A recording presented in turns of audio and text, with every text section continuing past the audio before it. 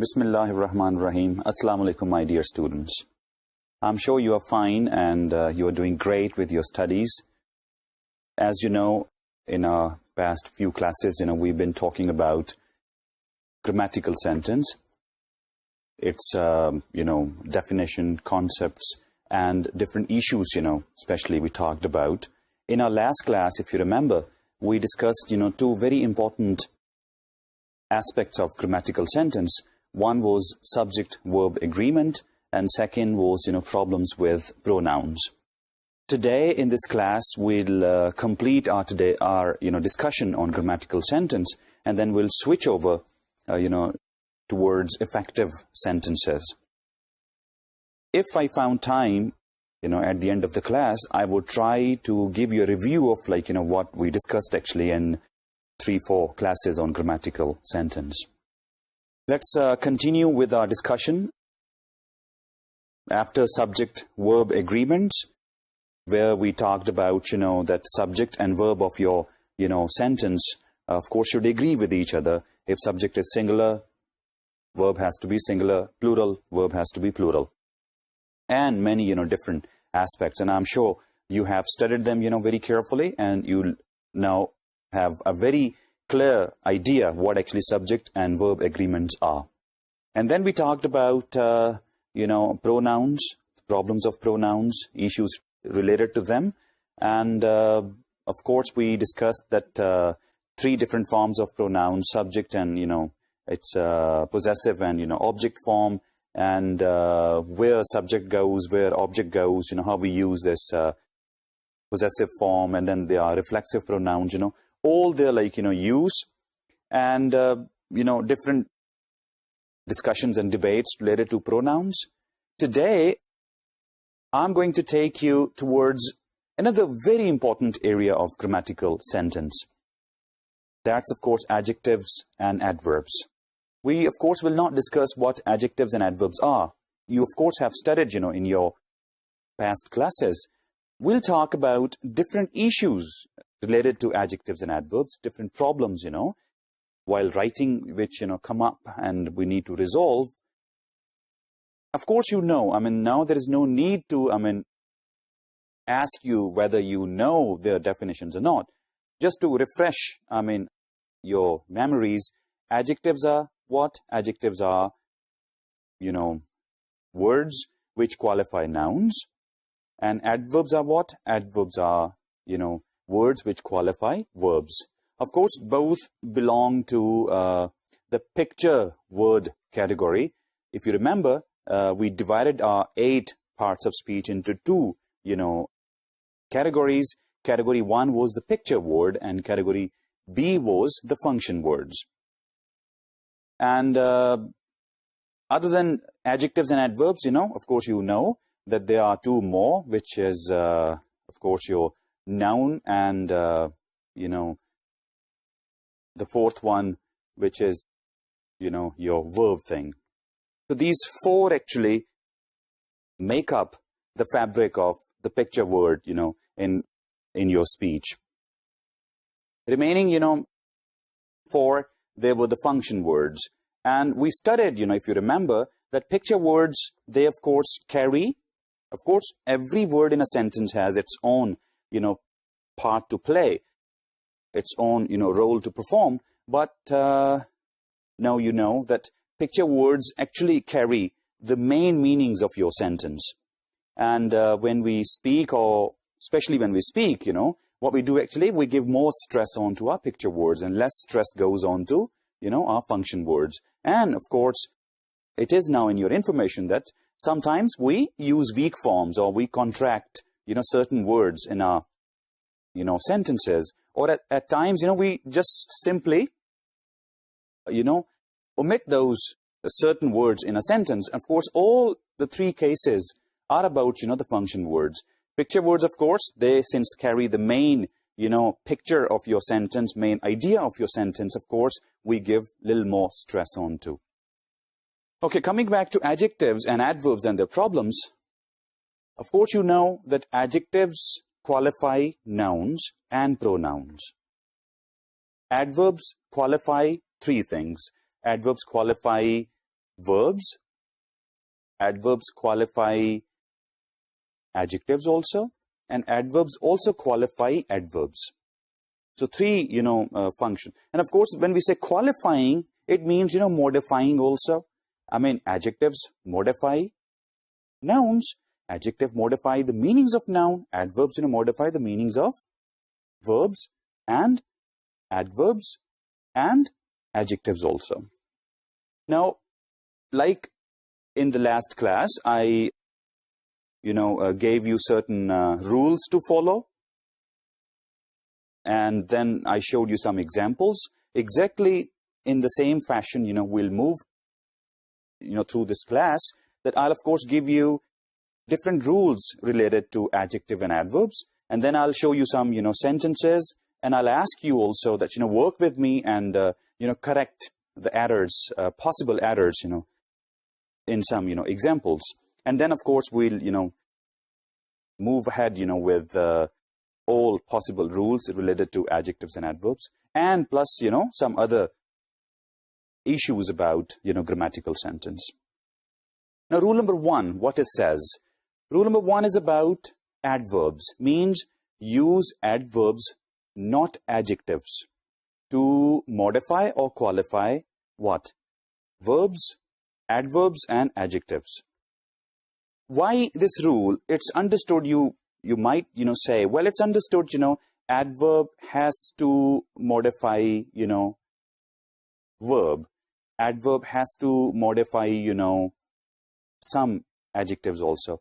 Adverb has to modify adverbs also. It's understood. No, what I mean to say here is, but sometimes we mistake adjectives for adverbs. Now, you may ask me, like, for example, in what situations? Look, words like good and words like, perfect, for example. We, at times, ignore, should we use good and perfect as adjective or adverb? Or take it this way, are these two words, being used for nouns or used for, verbs? Like when we say, when we want to appreciate somebody, that you've done, for example, great, or you've done perfect, or you have done good. Now, you are appreciating, actually. Now, here, you use the word you've done. Now, do and done, this is verb, actually.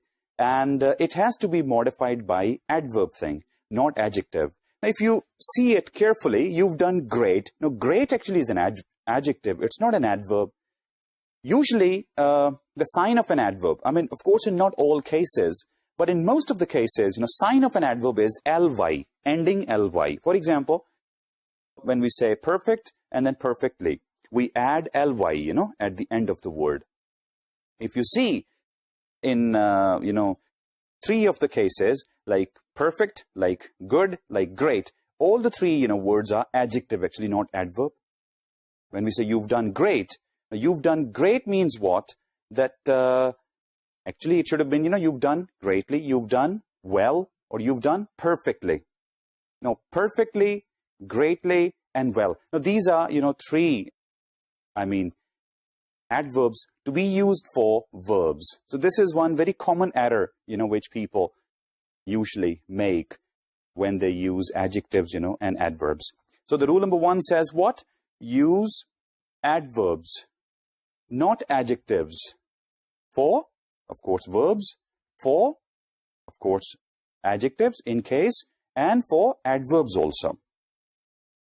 To give you some example, like the one which I have given you, just a very easy one, very frank one, just to clear your concept. Now, let me give you a little more, difficult, or you can say advanced example, just to give you as a brain teaser to see, like, whether adjective should come or adverb should come. If you take a look on your screen, the sentence goes, the arrangement worked out perfect for everyone. Now, if you see, the arrangement worked out perfect. See the same thing, which I just discussed with you. When we, like, change our mode from, written to spoken stuff, what happens actually? At times, we use our body language to convey that ending ly. For example, when we say you've done great. Now, this great actually comes in commas. Now, great actually is just a gesture. I mean, look, in writing, when we say you've done perfect, rule, they say you've done perfectly, okay? But when we speak, actually, so we actually are not using the word perfectly. We are using it as an appreciation. And appreciation is, uppercase G-R-E-A-T or P-E-R-F-E-C-T. You've done perfect. Now, this perfect actually comes in commas. So that difference, at times creeps into our writing also. But in writing now, reader will not understand that, writer was actually trying to use it grammatically, or he was trying to use it as a gesture or of appreciation. That these things are not missing. Unless, the writer gives in bracket, the situation in which, he used the word great or perfect, not perfectly. So, you see this example that the arrangement worked out perfect for everyone. Now, it should be actually the arrangement worked out perfectly for everyone. Second example you can see, I was surprised to hear that Hassan had done so good in exam. Now, bring it to you actually. Put it on, and of course you're also going to say the same way, that good.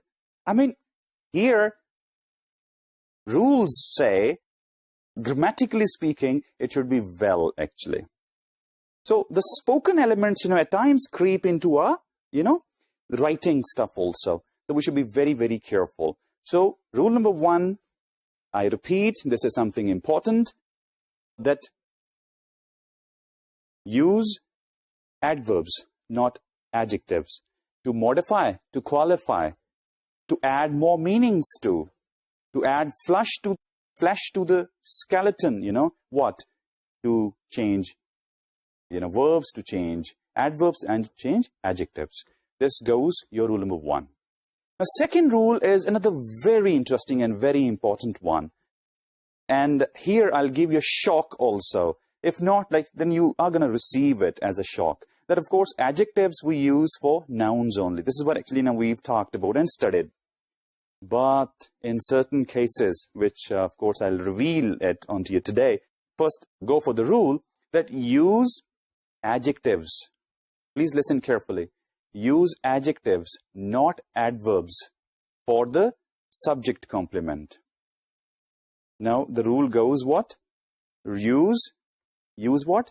Use adjectives, not adverbs. Use adjectives, not adverbs, for the subject complement. Now, please understand subject complement means what. If you remember, simply go back to your earlier classes where we talked about basic clause patterns, And one clause pattern was what? Subject, verb, and complement. Verb is stative verb, condition verb. Automatically, it takes what? It takes subject complement. And now what we are saying is, if you want to put a modifier at the place of subject complement, it has to be in adjective form, not in adverb form. Now, sentence.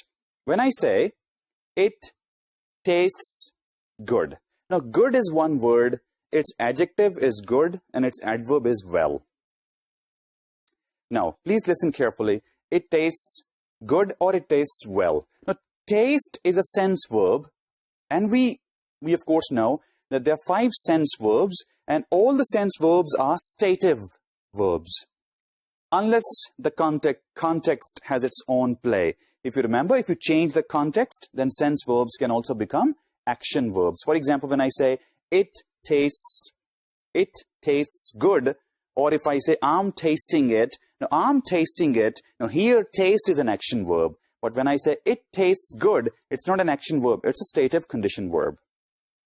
Okay, now, it tastes good or it tastes well. The rule says, please keep in mind, taste in this context, it tastes good. In this context, tastes is a stative condition verb. After condition verb comes what? Subject complement. Now, should the subject complement be good or well? Rule says, use adjective. not adverb for subject complements. So the sentence should go, it tastes good. He looks sharp. Now, he looks sharp. Here, he looks sharply. I mean, you may, go for sharply. Why? Because look is a verb. Adverb should come to qualify. So, sharp is an adjective. Ending ly, sharply, looks sharply. Rule says no. Use adjective, not adverb for subject complement. Now, what's the shock which I talked about before I started discussing with you? The second rule, the shock is, I don't know whether you noticed or not, that we are using adjectives for verbs. This is something very interesting.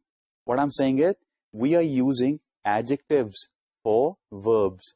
Now, in our previous classes, what we have discussed is that adjective only and only and only describes what?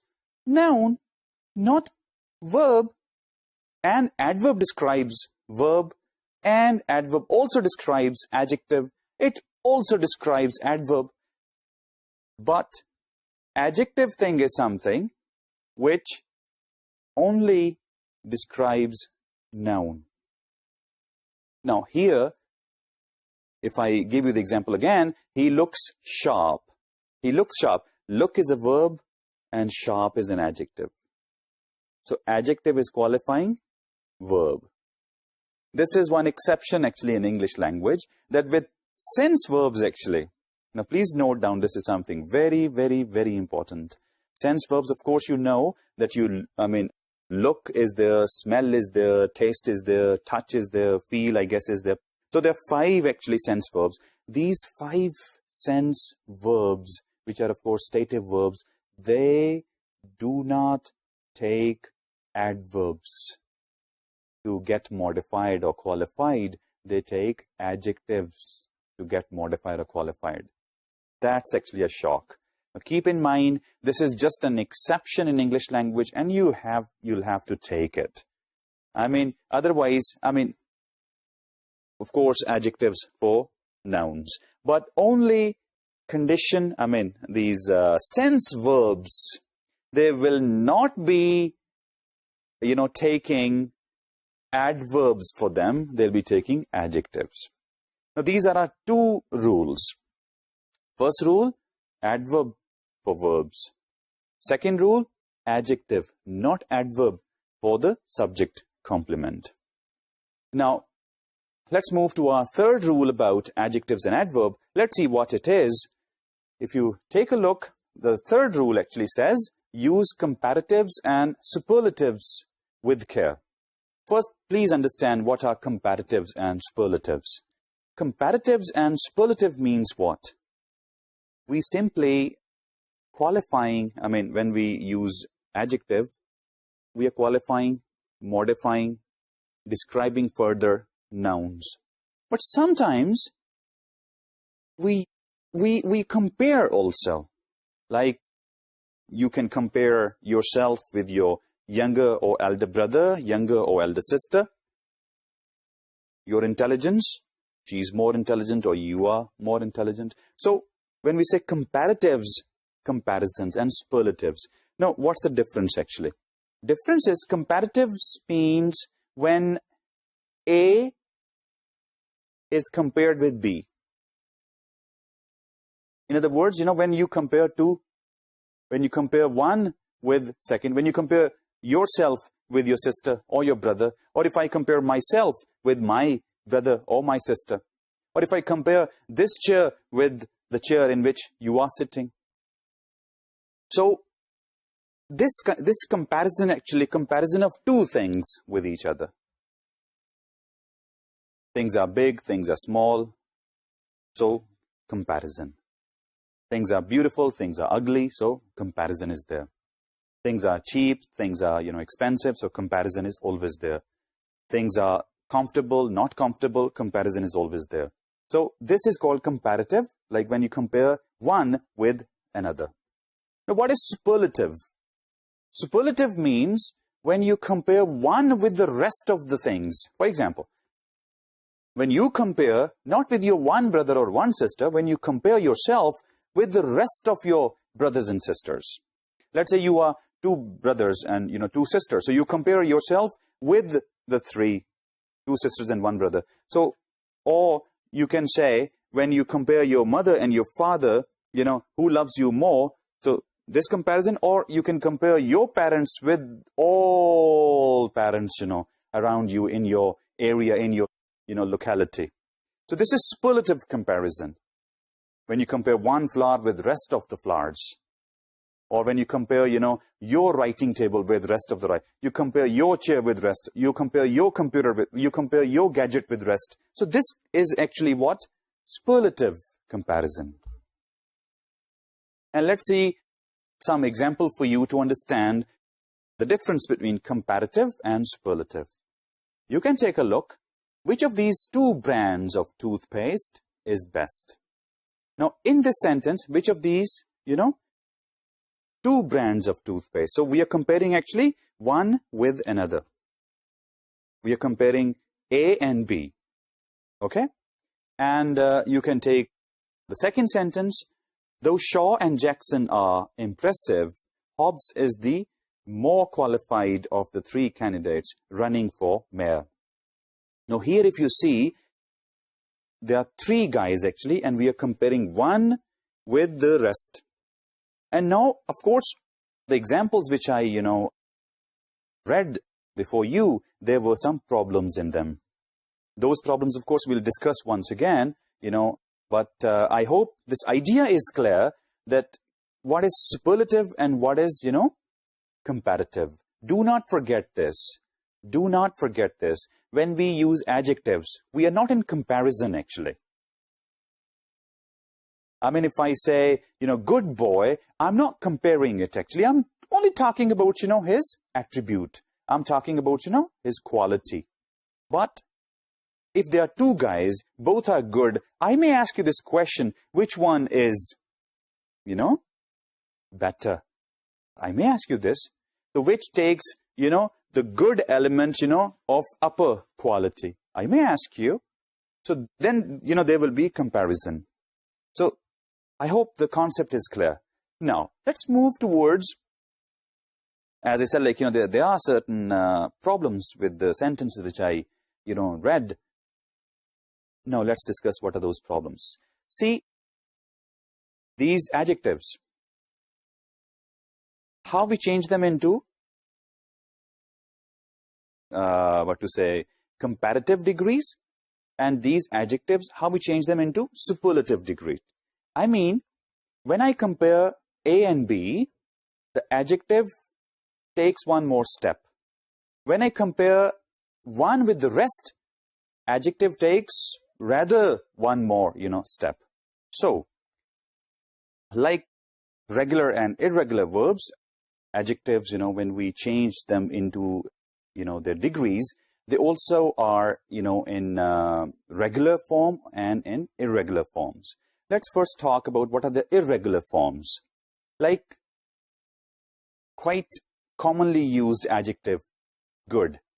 Now, it is, just to kid a bit, good is not gooder or goodest, actually. It's if I use good as gooder and goodest, it will be, of course, a regular form. But good is available only in irregular form. And how we make it good, and its comparative degree is better. And superlative degree is, best or the best. So good, of course, is an adjective form, which is just a quality, just a modifier for the noun. And then comes better. Now, better actually is what? A comparison between two. And the best is what? Comparison between one and the rest. One more irregular form, for example, bad. Opposite, word to good. Bad, its comparative degree will be worse, and the superlative degree will be the worst. When I say worse, W-O-R-S-E, it means I'm comparing A and B. Of course, the bad part of it. And when I compare A with the rest of the, let's say alphabet, then of course, I'll use the worst. Now, the worst is superlative degree, where one is being compared with the rest of the students in a, in a class. There can be some more irregular, degrees. For example, many, its comparative will be more. Now, more actually is a comparative degree. Please keep in mind, and very commonly used for, hard words, or you can say words with more than, 2 or more than, 2 syllables. So, many is just an adjective, a qualifying word. It changes into, when we change adjectives into degrees, it changes into more. More as comparative degree, and the most as superlative degree. Same way, much. Much into more, and, superlative degree is also the same, the most. Little. This is slightly tricky. Little is, of course, an adjective, a qualifying word for the noun, and its degree, comparative degree, will be little into less. Now, less actually is not an adjective, I mean to say adjective in its original form as a qualifying word. No, less will be a comparative degree to compare two, let's say 2 things. And then its superlative degree will be little into less and the least. So these are some commonly known, irregular degrees. Let's now come down to regular degrees. What are regular degrees? Regular means, their form, we are going to retain their form, but endings, of course, will change. For example, take it the word fast. Its comparative degree will be faster, and superlative degree is the fastest. Another example of regular, degrees, let's say tricky. Tricky is one word, and its comparative degree is trickier, and superlative is trickiest. Now, third example, let's say intelligent. More intelligent and the most intelligent. Now, if you see it carefully, I gave you 3 adjectives, and we made, the comparative and superlative degrees. Now, first one was fast. Now, fast is a word which has only 1 syllable in it. Now, I'm talking about the size of words. If you remember, when we discussed qualities of good writing, and there we talked about, checking the readability and listenability of your readers, and we used some formula, and there, we talked about, hard words. Hard words were words which have 2 syllables or more than 2 syllables. Now, come back to the word fast. Now, fast is a word which has only 1 syllable. Tricky. Now, tricky is a word which has more than 1, 2 syllables. And one other important thing, its ending is Y. The alphabet, Y. Tricky. It has 2 syllables, ending is Y. Now, third one we used is intelligent. Now, intelligent has 2 or more than 2 syllables. Now, why I'm telling you, which word has how many syllables? Because from the same, point will decide the, degree formation. Now, rule number 1 for regular degrees. If the word has 1 syllable, its ending will be ER for comparative degree and EST for superlative degree. I repeat, what I said is, if a word has 1 syllable, then its second, comparative degree is with ER ending, and superlative degree is with EST ending. So, the word fast, it's 1 syllable, ER ending faster, EST ending fastest. This is the story of, words with 1 syllables. Let's talk about such adjectives which have more than 1 syllables, and the endings are, let's say, Y alphabet, like the one which I used is, tricky. Now, if that is the case, word with 2 syllables, ending is Y, then its comparative degree is with IER, and superlative degree will be with IEST. For example, the word is tricky, and its comparative degree is with IER, trickier, And superlative degree with IEST is trickiest. Now the third one, which is what? Adjectives which have more than one syllables, I mean, 2 syllables or more than 2 syllables. 2 or more than 2, which of course we call hard words also. Now, their, story is slightly different. We use the word more and the most. Like the one I used is intelligent and more intelligent, comparative degree, and superlative degree will be the most intelligent. This is how, we form degrees. Now, if I take you back towards the same examples which I, gave you, and there I mentioned that something is wrong, with the forms. Let's take, a look once again on those sentences and see what are, the mistakes in them and how to correct. I would like you to take a look on your screen and see those sentences. Like the one goes, which of these 2 brands of toothpaste is best? Now, in this sentence, we are comparing 2 brands. So, degree will be used comparative, not superlative, comparative. So, what's the comparative degree of good, better, best? So, we'll be using the word better. Now, the sentence goes, which of these 2 brands of toothpaste is better?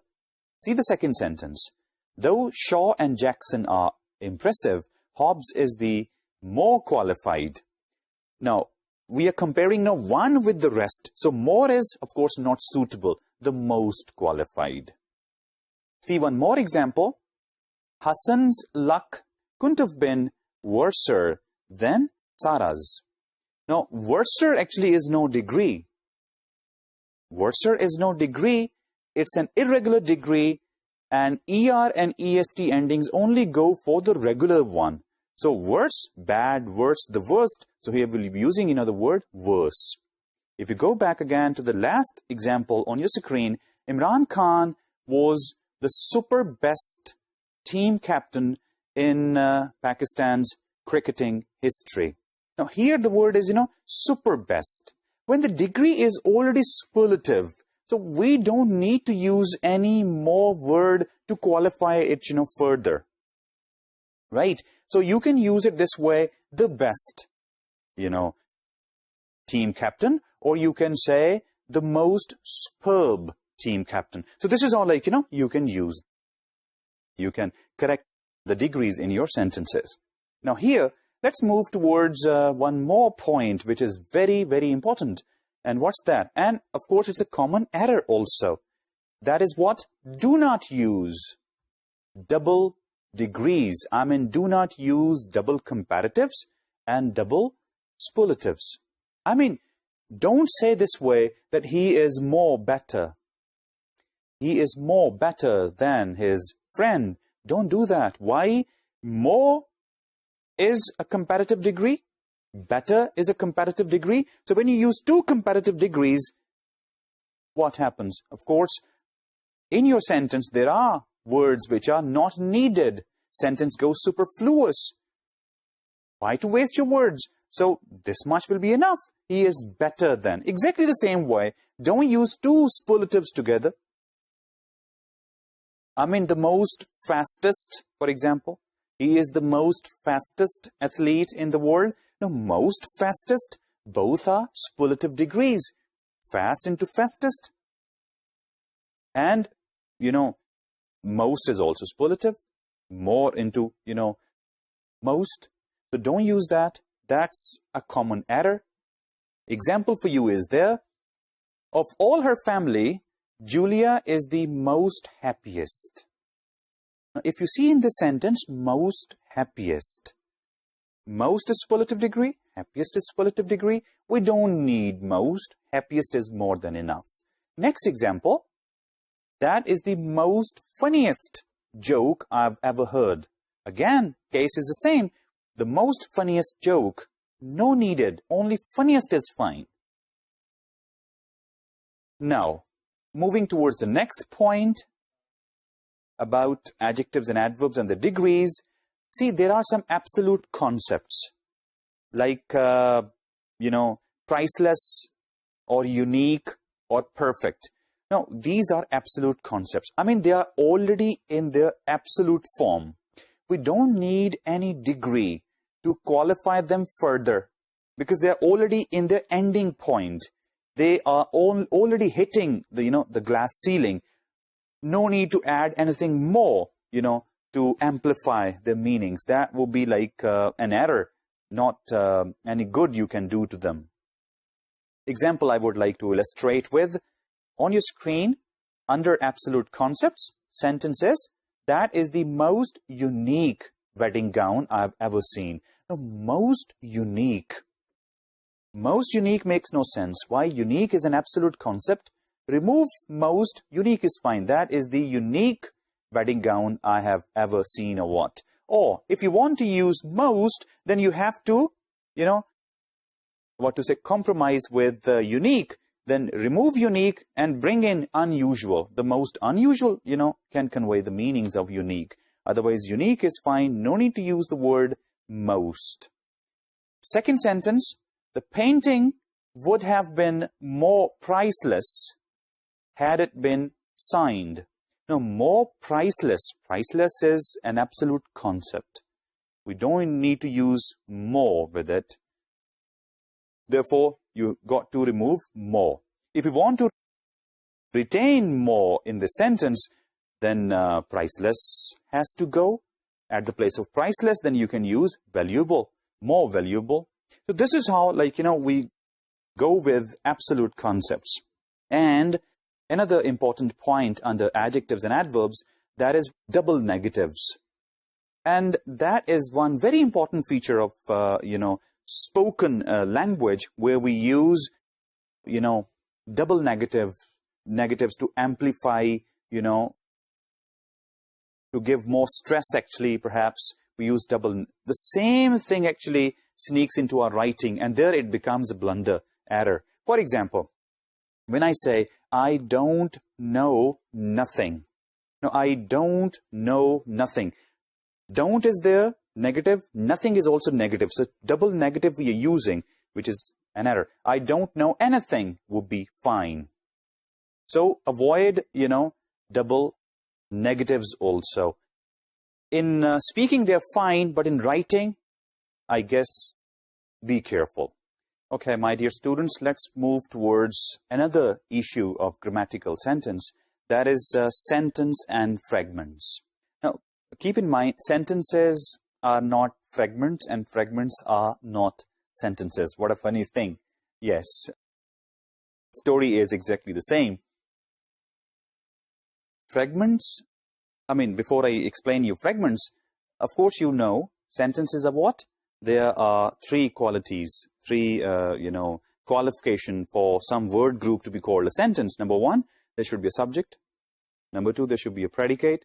And number three, these two things should convey one complete thought. And conveying one complete thought means that this word group should be able to stand alone. Now, fragment is what? Possibility is that there is a word group and there is no subject. Possibility is there is a word group, subject is there, but there is no verb. Possibility is that there is subject also, verb also, but not one complete thought. Or that word group cannot stand alone.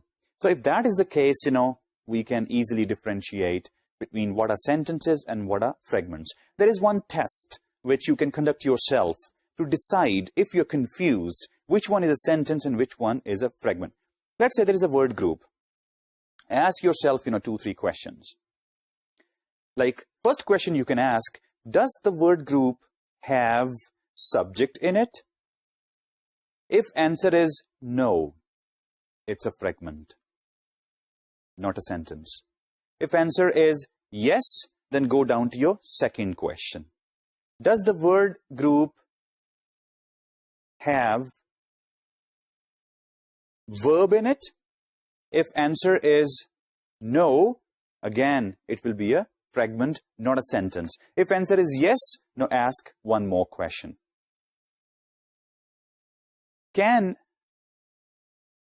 word group stand alone? Now, if answer is no, it's a fragment. If answer is yes, then you can say, fine. Now, this is, of course, a sentence. Same three questions. In the first question, you are going to ask about the subject thing. If there is no subject, it will be a fragment. Question number 2, if there is any verb in it, if there is no verb, fragment, not sentence. Question number 3, the word group can stand alone. Does it convey one complete, thought? Can it stand alone? If answer is no, maybe it's a subordinate idea, so it's a fragment. If answer is yes, now it has qualified what? To be called, that word group, a sentence. So this is how, we check sentence and fragments. Now, let me illustrate it further with the help of some examples for you. On your screen, the first one, Viola promises to address the problem of limited parking. And second sentence is, if she is elected to the tenants' council. Now, these two sentences are there. The first sentence is an independent idea or an independent clause, can stand alone. The second sentence is what? Which is starting with the beginner, if it cannot stand alone. Now, one sentence can stand alone and second sentence cannot stand alone. So when some sentence cannot stand alone, what to do with that? Okay, then there are two ways actually. One is connect the both clauses or, change them into two independent sentences. Now, same is the rule number 1 for sentence and fragments issues. If you see on your screen, rule number 1 written is attach fragmented subordinate clause or turn them into sentences. Same thing, attach that subordinate clause with the independent clause, make it one sentence, or, change them into two independent sentences. Separate them actually. Like, if I give you a sentence, if you work hard, you will pass.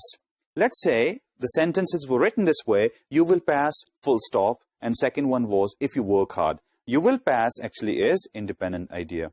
It can stand alone, okay? Whereas the second one, if you work hard, this is dependent idea. It's a subordinate clause. What to do with it? Very simple thing. Ask yourself, which one is more appropriate? Their connecting is more appropriate, or they're changing them into two separate sentences, is appropriate. Of course, in this case, their connecting is more appropriate. So what we're going to do, we'll remove the comma and add, remove the full stop, add if with the previous sentence and make it as one. How? Then your sentence goes, you work hard if you pass, or you will pass if you work hard. This is how the sentence will go. You will pass if you work hard. This is how, we change, our, fragments into our, sentences. Another example for you is there on the screen where appropriacy is not with merging them, rather separating them and changing them into two independent ideas. If you see on your screen, sentence says, violence has produced a great deal of apprehension among children and parents, so that self-preservation, in fact, has become their primary aim. Now, in this sentence, the clause with so that, actually, is an dependent idea or subordinate clause. Now, we have to ask ourselves, which, method would be appropriate? Connecting them or separating them? In this case, perhaps connecting will not serve the purpose. Separating them, will be rather more suitable. So what we're going to do, we'll remove so that, and we'll start the sentence from the subject, and this is how, it will be converted into two independent, of course, relevant, ideas. The sentence will go this way. Violence has produced a great deal of apprehension among children and parents. Now here, so that is removed, and self-preservation, in fact, has become their primary aim. So this is how, fragments are changed into sentences. Please be very careful that fragments should not remain in your writing. Solution I have given you, change them, how change them? Connect them, make them as one, or separate them, as two independent. Now let's move towards another issue, that is comma splices and fused sentences. Comma splices and fused sentences, another important issue towards grammatical sentence. Now, what are fused sentences? Now, fused sentences are about compound sentences. I mean, when compound sentences are weakly separated from each other. I mean, the link, of course, compound, if you remember how we make compound sentence, we use, commas, and we use, coordinating conjunctions to, make compound sentences. And compound sentences are composed of minimum 2 clauses, which are independent clauses. They're, of course, relevant one. That's why, we coordinate, with the help of a conjunction, and we make them as one. Of course, still they, separate from each other by the structure, because both of them are full-fledged sentences. No dependence case and no subordination case, So, what is fused sentence? Fused sentence is when the both independent clauses are very weakly, separated from each other. Example. One arrow is easily broken. You cannot break a bundle of 10. Now, this is one compound sentence. One arrow is easily broken. You cannot break a bundle of 10. There is no full stop. There is no comma. There is no semicolon. There is no coordinating conjunction. There is no conjunctive adverb. Nothing is there. One arrow is easily broken. You cannot break a bundle of 10. Now, this is an example of fused sentence. Very weakly separated from each other, the two clauses. Now, how to resolve the situation? Or sometimes, fused is the case, comma splice. Let me explain you this also, then, we'll move further. Sometimes, writers, they just put comma over there and no coordinating conjunction. And that becomes then a comma splice. I mean, one arrow is easily broken, comma. You cannot break a bundle of 10. Now, fused and comma splice example, you have seen. How to resolve this? Now, please listen very, very carefully. How to resolve? Method number 1. Put comma and coordinating conjunction. Then it will be, let's say, but. One arrow is easily broken, comma, and then but. Now, this will be, but you cannot break a bundle of 10. This is one solution. Second solution is, if you use semicolon, for example. One arrow is easily broken, and then you can put semicolon. A dot on comma's head, semicolon. And don't use, coordinating conjunction. It will be fine. One arrow is easily broken. You cannot break a bundle of 10. Or there is another, possibility. And what's that? That is using conjunctive adverb. Conjunctive adverb means one arrow is easily broken, semicolon. However, comma, you cannot break a bundle of 10. Now, these are 3 solutions I have given you. There is another solution. If appropriate, I'm not saying do it, but if appropriate, change this sentence into 2 simple sentences. If you feel that comma and coordinating conjunction is not a solution, semicolon is not a solution, semicolon and conjunctive adverb is not a solution, so what to do? Then, simple thing, break them into 2 simple sentences. Or the last choice is, if you feel that compound sentence in here will not be a desirable thing, then you can change it into complex sentence. And this is how you can connect. I'll give you just one example, then I'll move, further. Example on your screen is, power tends to corrupt, absolute power corrupts absolutely. And you can see very well, power tends to corrupt and absolute power corrupts absolutely. This is possibility by using coordinating conjunction and. And there is one more possibility. What is that? Power tends to corrupt, semicolon, and then absolute power corrupts absolutely. The third possibility is what? Power tends to corrupt, and then semicolon and conjunctive adverb. Moreover, absolute power corrupts absolutely. So this is how, we resolve comma, splices, and fused sentences. Use comma and coordinating conjunction. Use semicolon and conjunctive adverb, or change them into two simple sentences, or if desirable, change the compound into complex sentence. This is how, of course, you can do. So, my dear students, you have studied today some very, very important issues towards grammatical sentence, and with the comma, splices, and fused sentences, I have ended my discussion on grammatical sentence with you. Especially about issues, I would like to, count again for you, for your, information, that we talked about subject-verb agreements, the problems of these, number one issue.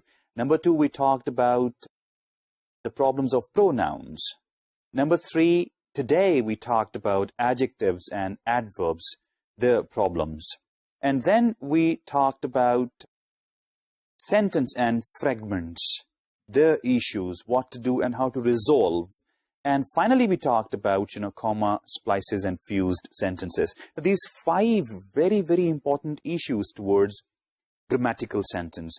And going back, we talked about basic clause patterns. We talked about sentence types and their purposes. We talked about, then actives and passives. We talked about, reported thing.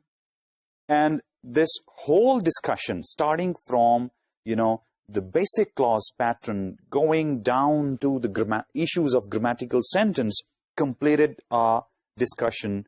And this is what actually we meant by grammatical sentence. And of course, don't take it light. Don't take it easy, I'm telling you. This portion is basically the baseline. Is going to provide you sort of a platform, a very, very technical platform from where you can take off. After grammatical sentence, we'll move towards effective sentence.